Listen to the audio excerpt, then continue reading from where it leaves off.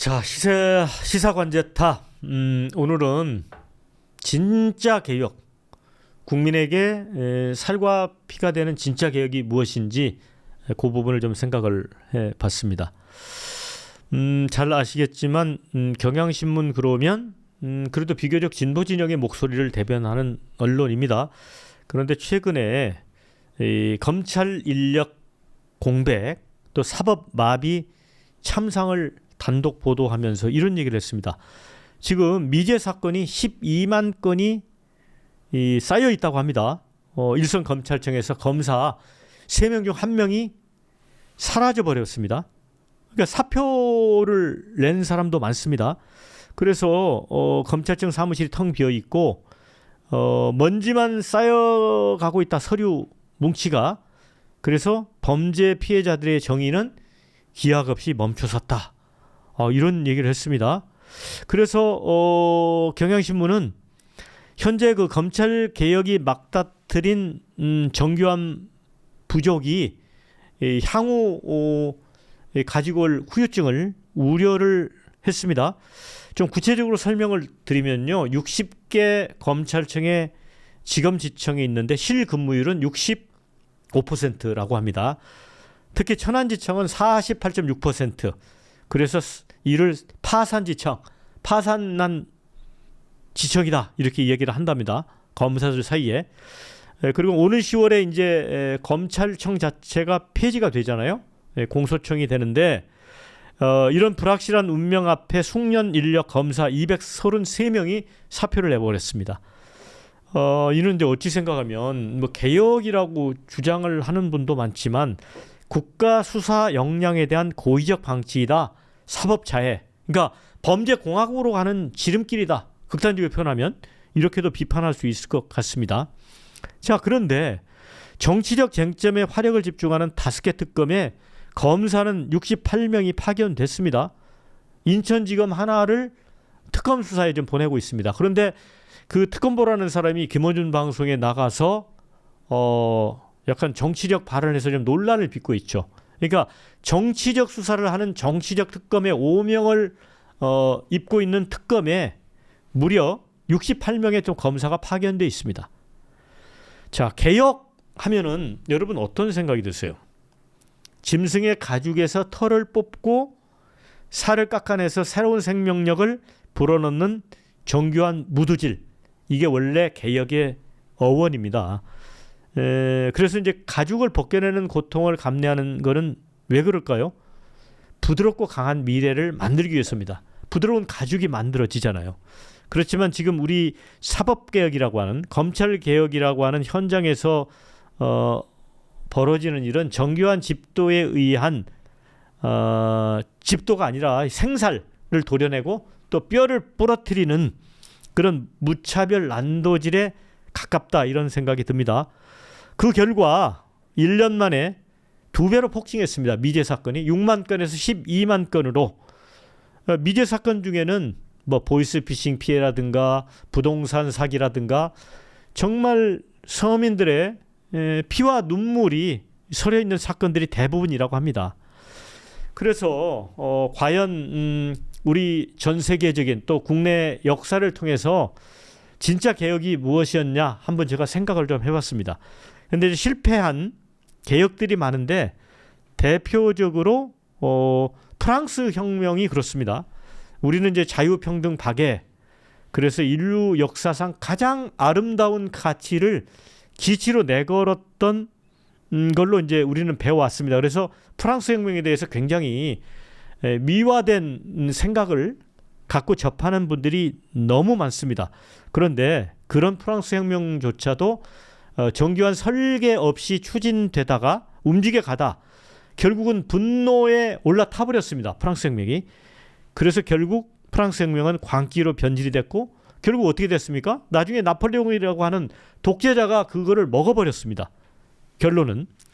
자, 아시겠지만 혁명의 중심에 섰던 노베스피에르라는 사람, 공포 정치를 해갔습니다. 혁명 과정에서 매일같이 수십 명을 단두대에 올려서 목을 쳤습니다. 잘랐습니다.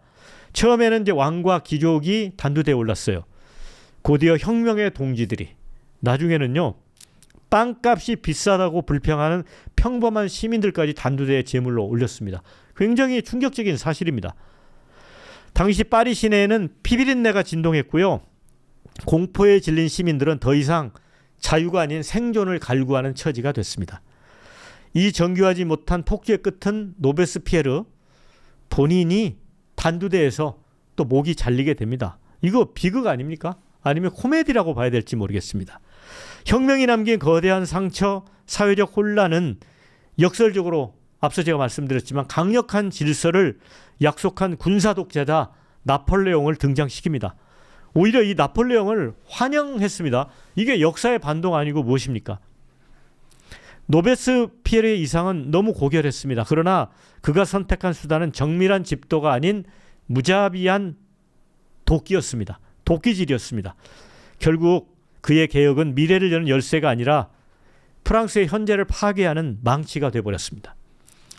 이런 비극은 1958년 중국 마오쩌둥에게서도 볼 수 있습니다.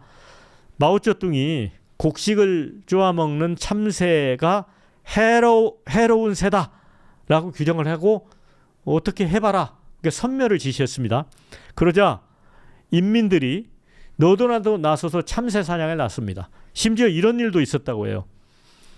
아시겠지만 냄비를 들고 수십 명이 나와서 두드려가지고 참새를 지쳐서 떨어지게 만들어서 참새를 잡았습니다. 그래서 수억 마리의 참새가 학살당했고요. 중국에서 참새가 박멸돼 버렸습니다. 근데 개혁 의지는 좋았는데 뭐 참새가 별을 물고 가면 얼마나 물고 가겠습니까? 그런데 그 조금 소실되는 곡식을 막아보겠다고 참새를 나쁜 짐승이다 이렇게 해서 다 잡아들이다 보니까 어떻게 됐어요? 그 다음에 이제 메뚜기가 창궐하게 됩니다. 해충이 창궐했고요. 그래서 어떻게 됐느냐? 중국이 인류 최악의 기근을 맞이합니다. 이때 아사한 중국 사람이 무려 4천만 명입니다. 4천만 명이 굶어 죽었습니다.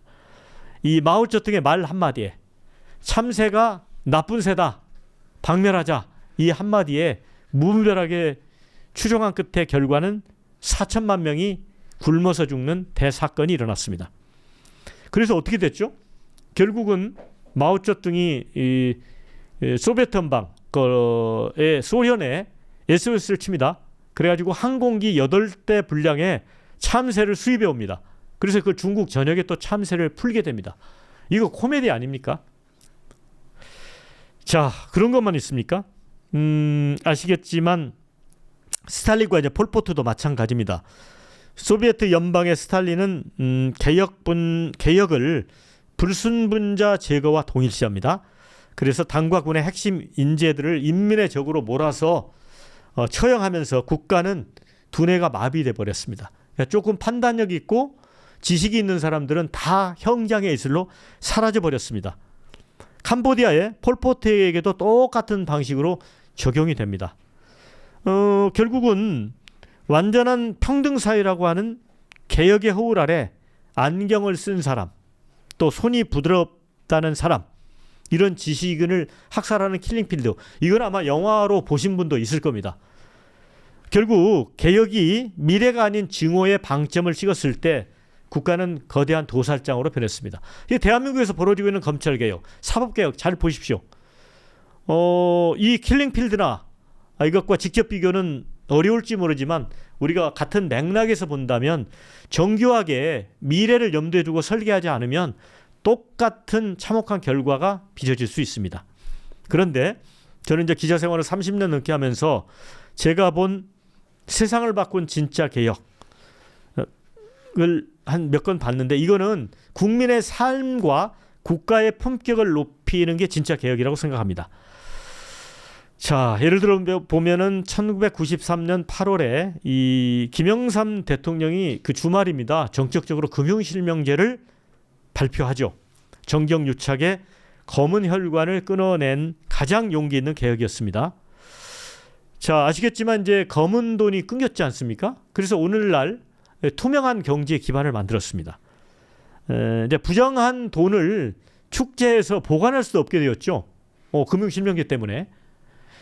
자, 동시에 김영삼 정부는 심야 영업 제한을 폐지합니다. 아시겠습니다만은 당시에는 12시면 음식점이나 술집에서 영업을 못합니다. 그러면 안쪽에서 문을 걸어 잠그고 술을 먹었습니다.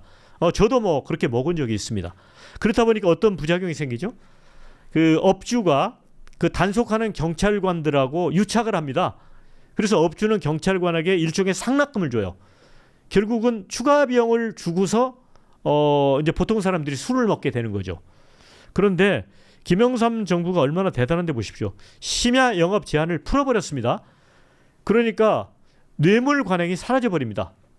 그리고 이제 술을 먹던 술꾼들도 그동안 이제 안에서 문을 걸어 잠그고 단속반을 피해서 아슬아슬하게 술을 먹는 그런 분위기를 즐겼는데 어디 가나 술을 새벽까지 먹을 수 있으니까 조기에 집으로 돌아가는 그런 기현상도 생겼습니다. 이런 게 진짜 개혁 아닙니까? 근데 동시에 제가 이걸 개혁이라고 보는 이유는 특히 이제 심야 영업 제한이 있을 때 관광 호텔에는 특혜가 있었습니다. 심야 영업을 할 수 있는 권한을 줬었어요. 그래서 관광 호텔들이 엄청나게 영업상의 이득을 받습니다.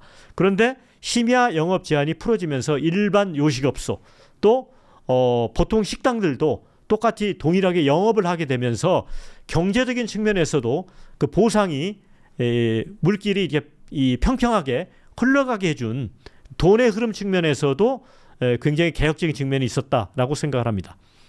1998년에 일본 문화 이제 개방을 김대중 대통령이 선을 하게 되는데요. 당시에 박지원 비서실장을 포함해서 당시에도 일본에 대해서 부정적인 정서가 있었고요. 그 다음에 일본 문화 그러면 외색 문화라고 해서 그 저항감이 심했었습니다. 그리고 만약에 외색 문화가 대중문화 개방했을 때 한국을 들어와서 다 먹어치우면 어떡하느냐 그런 게 있었고 여론조사를 보면 일본 문화 개방을 반대하는 여론이 훨씬 높았습니다. 그런데 김대중 대통령은 자신감을 갖고 밀어붙입니다. 그 반대 속에. 그런데 어떻게 됐습니까? 우리 K컬처 글로벌 한류가 뿌리 내리는 최초의 지점이 됩니다. 당시에 KBS에 여러 드라마가 있었는데 뭐 윤사마로 대표되는 한류 많은 드라마들이 있었습니다. 이게 NHK에 상영이 되면서 엄청나게 인기를 끕니다. 그래서 그 일본 사람들이 한국으로 많이 관광을 오게 돼요. 오히려 지금도 그렇습니다만 뭐 K-팝이라든가 이런 게 거꾸로 좀 일본에 수출되고 있잖아요. 그리고 재밌는 사실이지만 당시에 이 성형수술까지 일본 사람들이 일본 여성들이 한국에 있는 성형외과를 많이 찾게 됩니다. 그런 식으로 해가지고 경제적으로도 또 문화적으로도 우리가 일본에 오히려 우위에 서는 그런 결정적 계기를 만들었습니다. 당시에 김대중 대통령이 여론에서 반대를 하고 참모들이 반대했음에도 강한 의지를 갖고 밀어붙인 게 오늘날 K한류, K컬처의 기반이 됐다. 이런 게 진정한 국가적 개혁 아닙니까? 그런 생각이 듭니다. 자, 여러분 어떻게 들으셨습니까? 저는 개혁이 결국 국민의 삶의 질을 높이고 국가의 미래를 개척하는 게 진짜 개혁이라고 생각합니다.